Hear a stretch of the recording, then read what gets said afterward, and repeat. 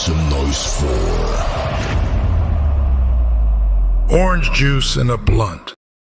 Whoreson, the story of a ghetto pimp.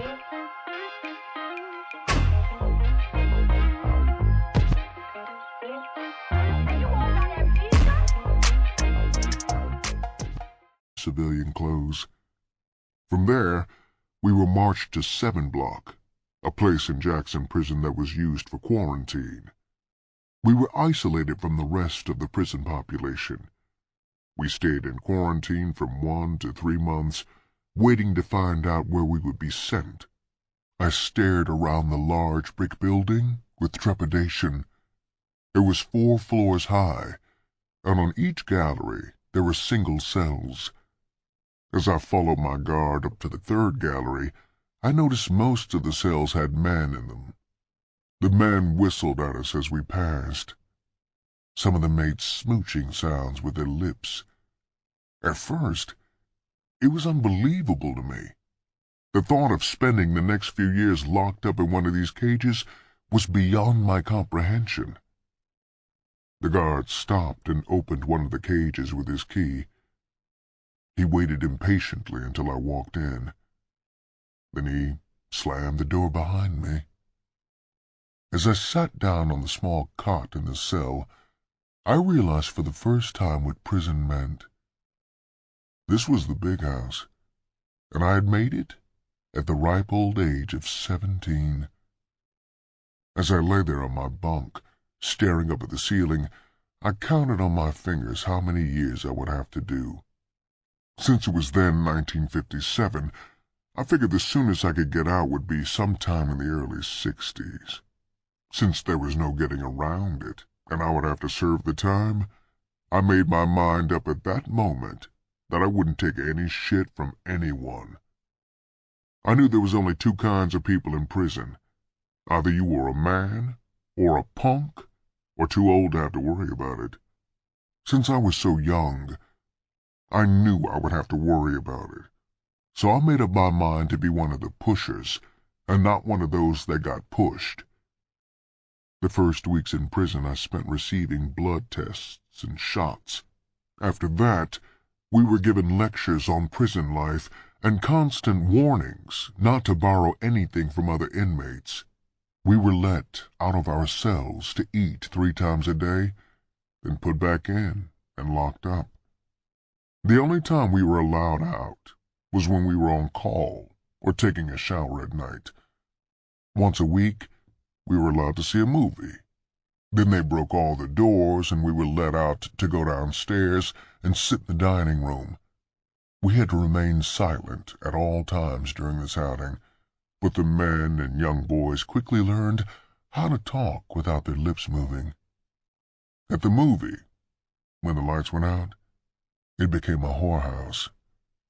Punks went to work with their hands and lips. The men who stood on the side, because of lack of seating, would have sissies stand in front of them with slits in the seams of their pants. Before the morning chow line would begin, all the slit pants would have been repaired. After I'd been in quarantine a month, my first problem came up. While we were lined up to take a shower, the man behind me patted me on my ass. I knew it wasn't an accident because a light giggle went up and down the line. I ignored it. He did it again. I waited until after I'd taken my shower, and when we lined up to march back to our cells, I got behind the joker who had thought he was doing something clever. He was an older man who had done time before. At night, I'd heard him talking across the cells. I was next door to him. He made a few remarks earlier about me, but I had ignored them. Now, he was pushing his luck. As we walked down the gallery, I rolled my towel up so that I could use it to choke with. It was still bulky, but I knew it would damn well serve my purpose. I caught him from behind and put my knee in his back. With both hands, I twisted the towel tighter and tighter. When the guards came running up and started to force me to turn him loose in a last attempt to finish what I had started, I tried to kick him off the third gallery. For fighting, I was put in the hole. I spent 2 weeks in there, and when I came out, I was assigned to the main prison. They thought I was too violent-natured to be allowed to serve my time around boys my age. Once inside the population, away from the restrictions of quarantine, I began to settle down. The everyday routine of prison life became acceptable. The few problems I had, because of my age, were quickly settled.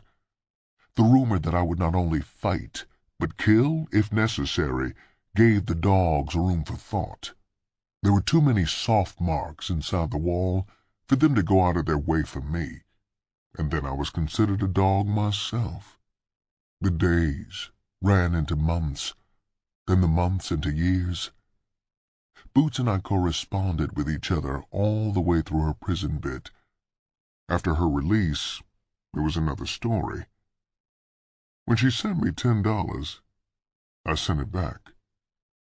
In the letter I wrote her, I told her that if that was all she could send, she needed it more than I did. When I had come to prison, I had brought $1 grand with me. Since then, Tony and Big Mom had sent money off and on. My prison account had over $2,000 in it, after I'd been in prison for 4 years. After Boots' release from prison, I received $300 from her in 1 year.